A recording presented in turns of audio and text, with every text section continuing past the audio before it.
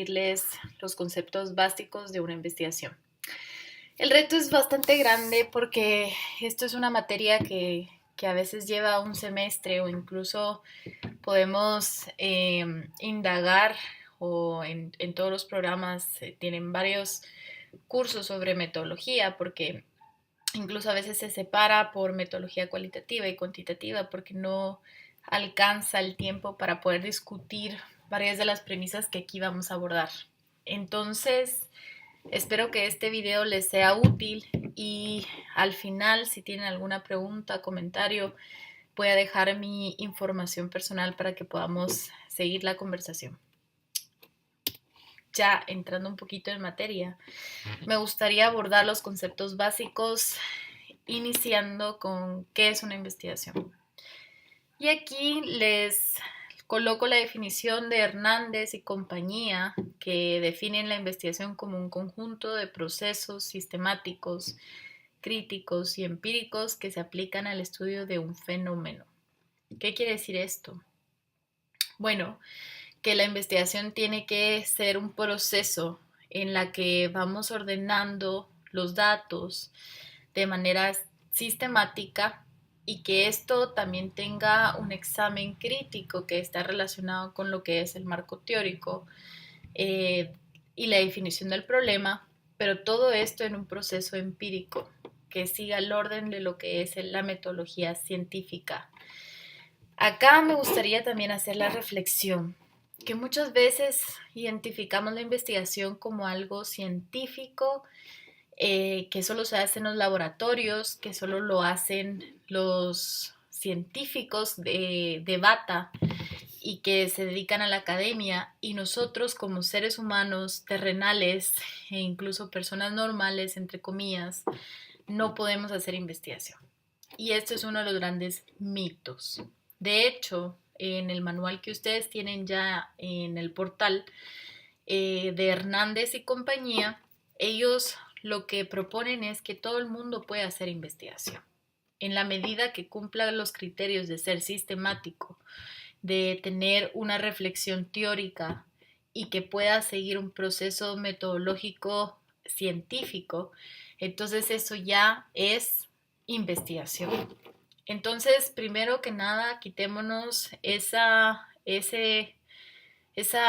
etiqueta de que la investigación solo tiene que ser abordada desde un punto de vista de la academia o incluso solo se puede hacer mediante procesos completamente de ciencia dura o todo lo que conlleva a que nosotros no creamos que podemos hacerlo. Bueno, pasando un poquito más al propósito de una investigación, aquí Hernández nos ofrece dos propósitos fundamentales. El primero es producir conocimiento. ¿Qué quiere decir Hernández y compañía con producir conocimiento? Bueno, prácticamente lo que ellos proponen es que una investigación tiene que tener valor y ese valor es ya sea en descubrir algo nuevo, en ahondar en distintos fenómenos, profundizar en fenómenos, en dejarle al lector o a la persona, a la audiencia, algo que pueda mejorar o expanda lo que esa persona ya sabía. Entonces, sí tiene que tener un valor, no es un procedimiento descriptivo, que todo lo que sea descriptivo aplica más hacia lo que es considerado como el periodismo, por ejemplo, o incluso cuando se hace eh, un resumen de lo que existe, eso no es investigación, porque la investigación sí tiene que dejar algo, el valor, ese agregado de esto me da o está profundizando en algo que no conocía. El segundo punto es resolver problemas. Y aquí a lo mejor vamos a adentrarnos un poquito a qué es un problema, pero solo me gustaría decir que toda investigación tiene que tener la definición de un problema. Y bueno, también acá les dejo esta reflexión de que no existe una investigación perfecta. Todas las investigaciones tienen que ser lo suficientemente humildes para entender que nunca jamás vamos a llegar a la verdad absoluta de nada. Como les decía, la definición del problema es fundamental para una investigación. Y en ese sentido, el autor Bardak nos da unas recomendaciones de cómo poder definir o elaborar el problema. Acá me gustaría también decir que cuando hablamos de investigación en ciencias sociales, tenemos que entender que tanto es un proceso científico como un proceso artístico. De hecho, se le llama muchas veces a eso como el estado del arte. ¿Y qué quiere decir esto? Que nosotros tenemos que tener este criterio de qué puede aplicarse a la definición de nuestro problema y qué elementos no se aplican. Van a encontrar en varias lecturas, incluso manuales, recomendaciones, que existen reglas, pero estas reglas a veces no siempre aplican a la definición de nuestro problema o al objetivo de nuestra investigación, porque es como cualquier receta. Siempre tenemos que seguir las instrucciones de qué ingrediente tiene que tener o qué cantidad se le tiene que aplicar, pero al final, si yo voy a hacer un pastel o voy a hacer una galleta, es distinto el procedimiento como también los ingredientes. Entonces, ese criterio de elegir el pastel, la galleta, es lo que el científico social tiene que saber cómo utilizarlo. Entonces, es un arte también. No podemos tampoco, en esa analogía, la cocina también es un arte, a pesar de que tiene ciertos elementos que tiene que seguir. Bueno, y continuando con lo que nos expone Bardak, aquí como vemos la primera recomendación, pensar en el problema como algo debatible. Esto quiere decir que siempre que vamos a elegir el problema, tenemos que tener en cuenta que esa elección conlleva o implica un costo de oportunidad. ¿Por qué? Porque si yo quiero estudiar, por ejemplo, el fenómeno de la violencia en jóvenes de sectores urbanos, al hacer eso, o al enfocarme en ese problema en específico, a lo mejor yo estoy dejando por otra parte la violencia en sectores rurales con características distintas, que también puede ser otro problema. Entonces yo siempre tengo que entender que como yo vaya a definir el problema, está sujeto al debate que vengan otros investigadores y me digan, este problema que tú seleccionaste no es el problema principal o a lo mejor no va a la raíz de esto. O incluso como en el ejemplo que daba, deja a un lado otras variantes, por ejemplo, género, deja a un lado a todo el sector rural que tiene otros tipos de violencia. Entonces siempre hay que tener en cuenta que el problema es debatible. La segunda recomendación de evitar generalidades va relacionada con la importancia de enmarcar mi problema. Cada vez que yo esté haciendo investigación, tengo que tener la capacidad de poder delimitar cuál va a ser el problema que yo quiero abordar. Entonces, en el caso que yo les estaba describiendo, si yo voy a abordar el problema de violencia y quiero delimitarlo en los jóvenes, en sectores urbanos, esa es una buena delimitación porque no estoy hablando de violencia como un fenómeno abstracto e incluso general. Me evito toda la clase de obstáculos que conlleva dejar el problema en su perspectiva general. La tercera recomendación que da Bardak es definir la magnitud y utilizar rangos. Si se dan cuenta, esto es más para lo que Bardak expone que es política pública, pero también es aplicable porque tenemos que empezar a entender si yo quiero y va atado al proceso de recopilar información.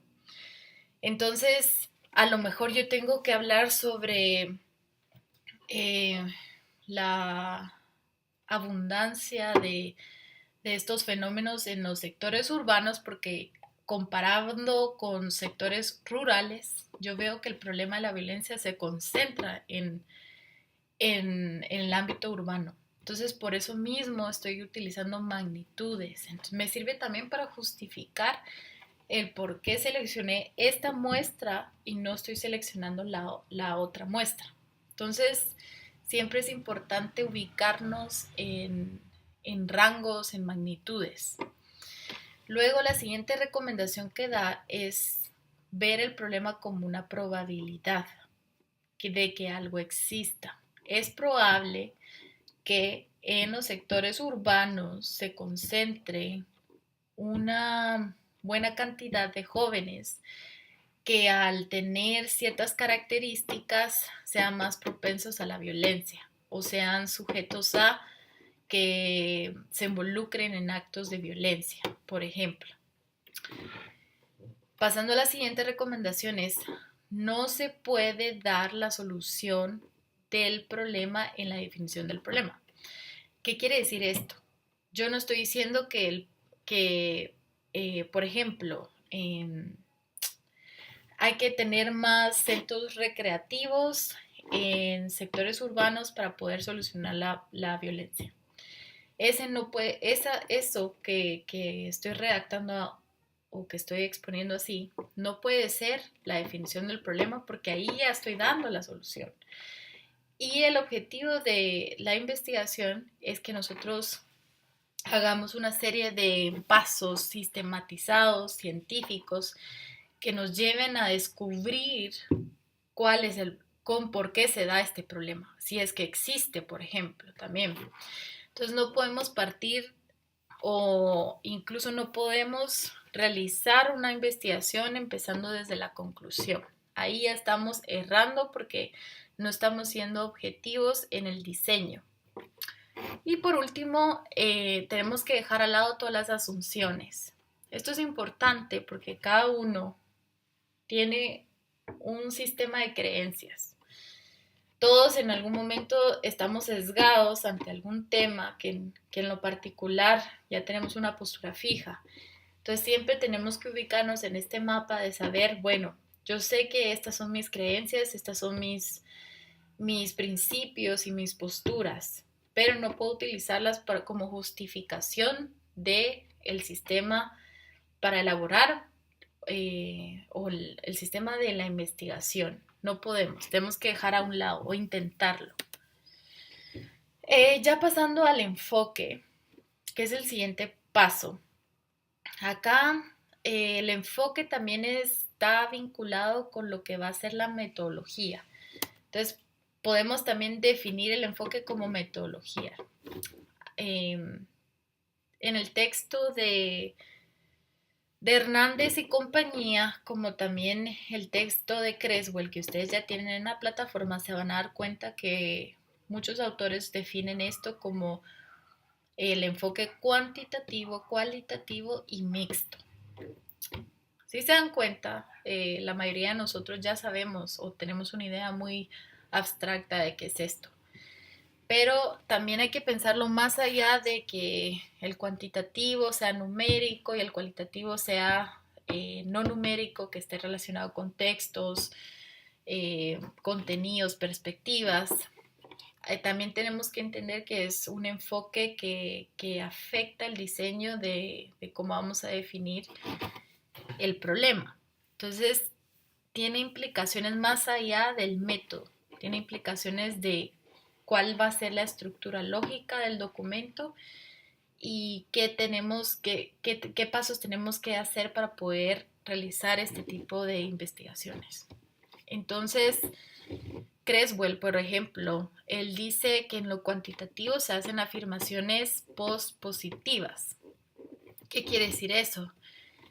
En realidad hacemos hipótesis que que pueden, por ejemplo, establecer relaciones de causalidad. Entonces yo digo, a más educación, mejor estrato económico del individuo. Entonces yo estoy diciendo educación equivale o se ve afectada, por ejemplo, afecta el estrato económico de un individuo. Eso es una relación causal. Lo mismo se podría hacer al revés, que entre más mejor estrato económico, más educación del individuo, por ejemplo. En ciencias sociales es casi bastante habitual encontrar que una hipótesis también se puede dar o se puede revertir porque casi todas las variables están relacionadas entre sí. Entonces aquí estamos hablando de variables. Pero en lo cualitativo, si se dan cuenta, es más constructivista porque estamos intentando descubrir y al mismo tiempo crear ciertos descubrimientos de las perspectivas de distintos actores. Entonces yo puedo utilizar esto ya sea porque quiero entender un fenómeno en su sentido más general o porque quiero estudiar un acontecimiento histórico específico, por ejemplo, o solo quiero entender a un grupo que sería más dentro del tipo de estudio cualitativo etnográfico, o solo quiero explorar a los individuos sin tratar de atarlos. Entonces todo este tipo de, de estudios tienen, si se dan cuenta, una lógica más abierta o explorativa que lo que sería un estudio cuantitativo. Y de ahí nos pasamos a la tercera, que es el enfoque mixto. Esto es en realidad la combinación de ambos métodos, pero acá un paréntesis, eh, nunca se puede realmente mezclar todo. De hecho, sería más como no podría ser, no se puede integrar ambos métodos de manera que todos queden equitativamente. Siempre existe una preeminencia, ya sea del enfoque cualitativo o del enfoque cuantitativo. Cuando es así, si la preeminencia es de cualitativo, normalmente lo que se hace es utilizar métodos cuantitativos para complementar esto y también viceversa. Si la preeminencia es cuantitativa, pues se utilizan métodos cualitativos para también darle mayor sustento. Entonces la idea del enfoque mixto es acompañar y fortalecer los argumentos que ya se tienen. Pasándolo a otro, es importante también entender cómo podemos elegir el enfoque. Entonces, aquí Creswell da tres criterios. El primer criterio sería, el enfoque tiene que estar adecuado al problema de investigación.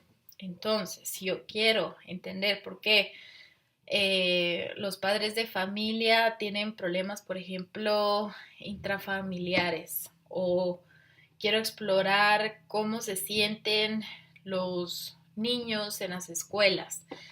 Tal vez este tipo de problema no podría ser numérico en esencia porque lo que quiero entender es la perspectiva. Entonces me voy a ir hacia un enfoque cualitativo.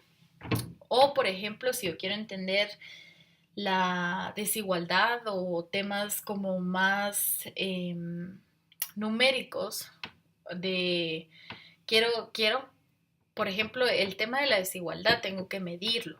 Entonces el enfoque sería más cuantitativo, en esencia. Claro, también podría en ambos casos que estábamos, en ambos ejemplos, se podría hacer metodología mixta, pero siempre, como les decía anteriormente, es una preeminencia, ya sea de lo cualitativo o cuantitativo, y el complemento sería el otro enfoque. El segundo criterio que da Creswell es la experiencia personal del investigador. ¿Qué quiere decir esto? Que el investigador ya tiene ciertas habilidades. Si yo soy una persona que no me va bien con los números o no me siento cómodo con los números, pues en realidad debería de explorar o explotar y fortalecer su habilidad para hacer metodologías cualitativas.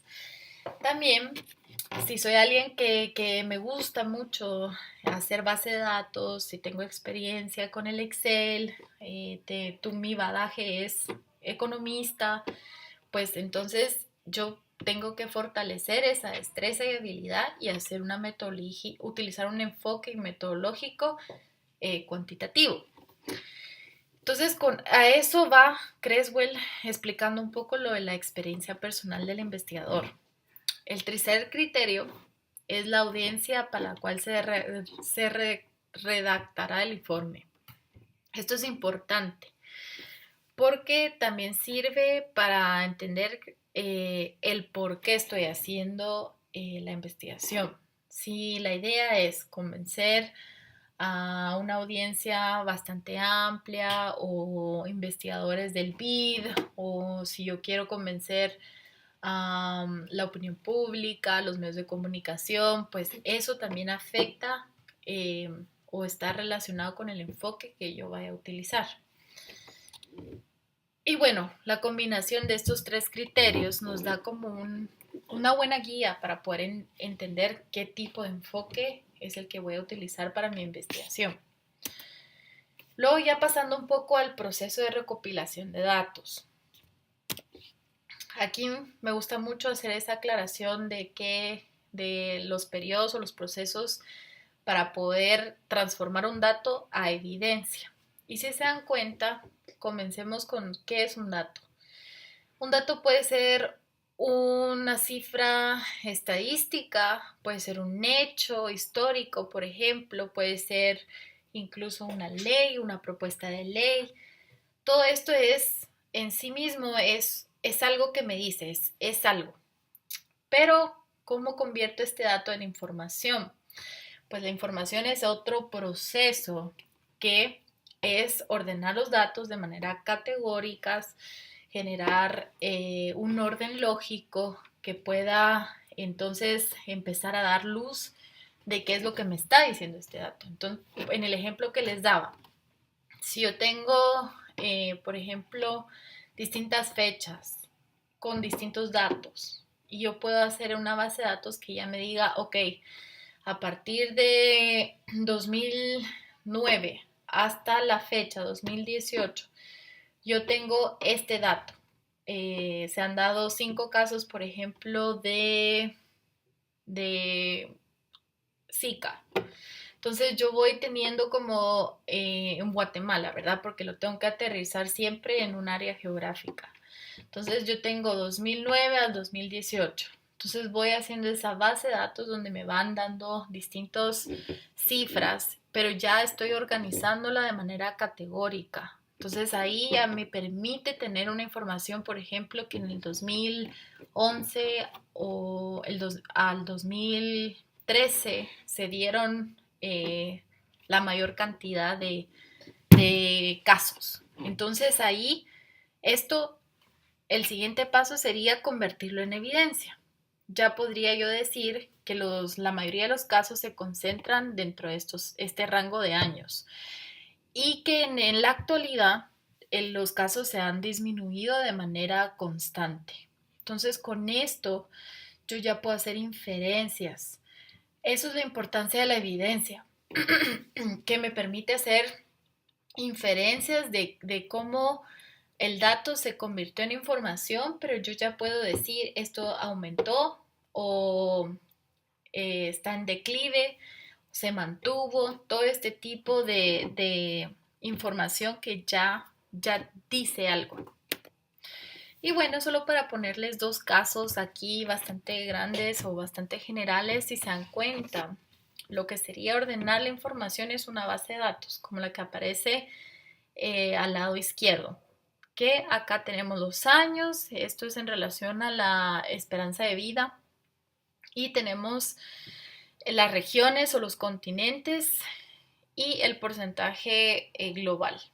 Entonces, todas estas cifras, si yo solo las viera de manera desordenada, por ejemplo, si yo viera que en las Américas tenemos una esperanza de vida del 73.2% en el 2001, no me dice nada. Esa cifra en sí misma no dice nada. Pero cuando yo ya la comparo, solo el 2001, por ejemplo, con África, que tiene el 50.5, y Asia, que tiene el 67.1, y Europa, que se tiene el 76.8, por ejemplo, solo para ubicarnos en esos continentes, yo ya puedo decir que en las Américas estamos bastante bien en relación a el continente en África y el continente asiático. Entonces, ahí, al ordenarlo de manera categórica y generar esa información, ya me permite tener evidencia para poder yo hacer ese análisis. Luego esto, como yo ya estoy seleccionando las variables, si se dan cuenta, esto lo podemos transformar a lo que tiene en la imagen de la derecha, donde ya es un mapa de calor. Es de hecho una visualización de datos bastante ilustrativa que nos dice en el 2015 cómo se encuentra la esperanza de vida en el mundo. Y acá de manera bastante detallada ya podemos ver que en las Américas, por ejemplo, estamos bastante relativamente bien y a niveles que nos ubican dentro del rango eh, promedio de una esperanza de vida de alrededor de los 75 años. Claro, esto comparado con Europa, que ya tiene una esperanza de vida del 80 al 85 años, pues realmente también no hemos llegado a ese porcentaje o a esa eficiencia en lo que es este indicador, ¿verdad? Entonces, yo los invito también a que vean esta página que está ahí, que aparece, que se llama Our World in Data. Esta página ofrece muchos indicadores interesantes, cuantitativos, que nos permite tener ya sea información desagregada en esta base de datos, pero también nos da visualizaciones que son interesantes para poder comparar. Bueno, pasando al cuarto punto que es muy importante, el marco referencial, teórico y conceptual. Esto, de hecho, eh, también está relacionado con lo que es la revisión bibliográfica. Y la importancia de esto es que nos ayuda a los investigadores a limitar el alcance de su investigación y transmite la importancia de estudiar un tema para los lectores.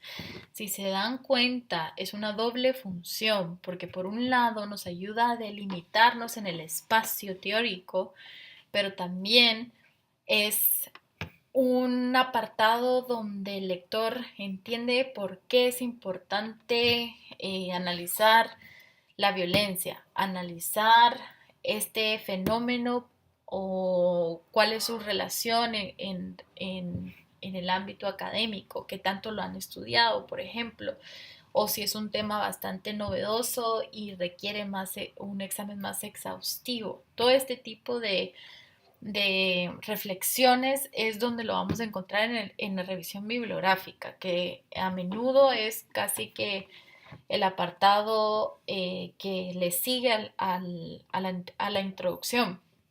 Entonces lo vemos al inicio de un documento. También una de las funciones del marco referencial o marco teórico, la revisión bibliográfica, es que todos estos nombres están relacionados, pero no se hagan bolas, como decimos aquí en Guatemala, o no se compliquen. Piénsenlo así como el proceso de citar a otros o el proceso también que es lo teórico, ¿no? Lo que está ahí que tenemos que definir. Bueno, uno de los propósitos es que nos ayuda a evitar errores que han cometido otros investigadores en el tema. Entonces esto es importante porque ya sabemos, por ejemplo, algunas investigaciones que nos digan no se encontró nada o podemos observar de que no hay relación entre esto o que en realidad lo que creíamos se refutó. Entonces todo esto, al leer o encontrar este tipo de literatura, pues nos ayuda a no replicar lo mismo.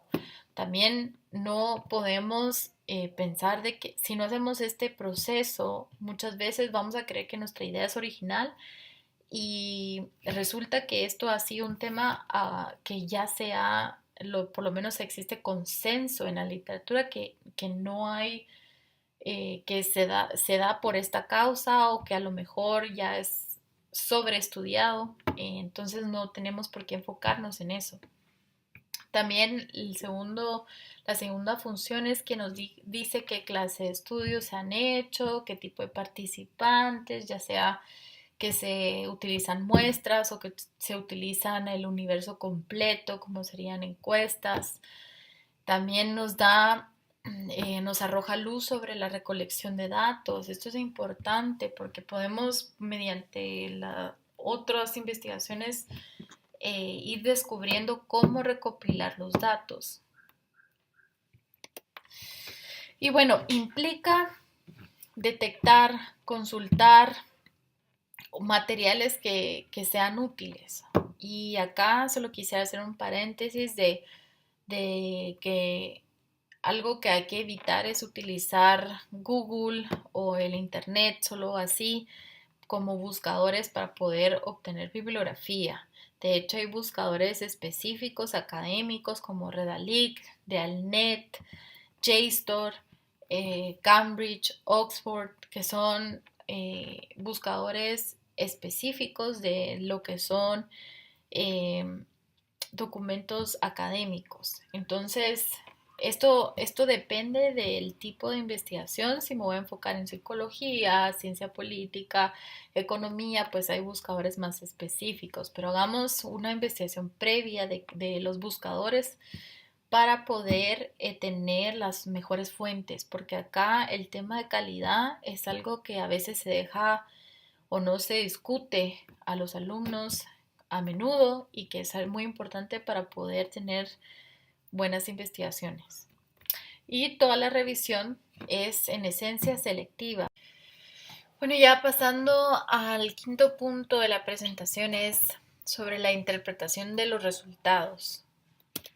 Aquí les muestro un ejemplo de una investigación que hicimos sobre un diagnóstico de Parlamento abierto. La idea era dar a conocer que tanto los parlamentarios conocían la temática de Parlamento abierto, que sigue una serie de directrices específicas y fases con sus subincisos para poder implementar esta iniciativa a nivel de cada país que la ha adoptado, que ha firmado lo que es el Parlamento abierto. Bueno, solo para mostrarles un poquito, aquí a grandes rasgos podríamos decir que es un enfoque cuantitativo que nos está presentando datos ya numéricos, pero que se basa en un instrumento de una encuesta que se hizo a los parlamentarios para saber si conocían o no, en este caso, el derecho del ciudadano de acceder a toda la información parlamentaria. Si se dan cuenta, en esa primera pregunta, la mayoría dice que sí, el 88%, y solo el 13% restante dice que no. Bueno, esto, a lo que voy con esto es que si se dan cuenta, el dato en sí mismo no nos dice mucho, pero para poder interpretarlo, porque ya lo hemos construido el instrumento, ya hemos seguido todo el proceso de generar la información, lo que nos serviría es entender, por ejemplo, cuál es la teoría detrás de esto, por qué la mayoría conoce el derecho y el restante no lo conoce. Entonces, a lo mejor lo que podríamos hacer es combinar este enfoque cuantitativo con un enfoque cualitativo e incluso ir con aquellos con estos 13% que afirma que no lo conoce y preguntarles por qué o examinar, hacer otro tipo de instrumento que pueda indagar en estas cifras. Siempre desde la perspectiva teórica, la perspectiva conceptual de la que ya hemos discutido bastante. Entonces, en esta etapa de resultados que ha seguido el proceso desde generar un problema, definirlo, enmarcarlo, luego pasar a la siguiente fase que es la recopilación de información, que en este caso, bueno, nosotros construimos la información y la generamos porque no existía, a pasar al siguiente paso que es entender el aspecto teórico que es Parlamento abierto, por ejemplo. Eso es importante en esta investigación, definir el concepto y luego ya presentar los datos, pero también analizarlos y mediante la combinación de todas estas fases. Al final nos tiene que quedar un documento coherente, entendible, que el lector y la audiencia específica pueda leerlo y también hasta cierto punto entender el objetivo primordial. Bueno, y solo para concluir, si se dan cuenta, me gusta mucho esta infografía porque muestra los distintos procesos, pero las fases. Y lo muestra de manera lineal, pero al mismo tiempo las flechas que tiene en medio también le dan una especie de forma cíclica en la que cada fase está conectada entre sí y cada fase también puede afectar o incluso redefinir la fase para volver a comenzar. Por ejemplo, si en la recopilación de datos yo me doy cuenta que, como el caso que les estaba exponiendo, que no hay datos en el tema, pues entonces yo tengo que elaborar la encuesta o tengo que hacer las entrevistas a profundidad o incluso yo tengo que diseñar el instrumento de evaluación. Entonces, ya el hecho que yo ya sepa dónde estoy situado en cuanto a la recopilación de datos, pues me ayuda a poder hacer un mejor planteamiento del problema. Lo mismo para el marco referencial. El marco referencial es la guía. Me dice qué han hecho otros en relación a cómo medir la desigualdad, por ejemplo, o qué han hecho otros en cómo medir o sacar mejores encuestas de victimización. Todo ese tipo de ejemplos ilustrativos que siguen una línea metodológica, pues también nos, como ya lo hemos mencionado anteriormente, nos ilustran el camino a seguir.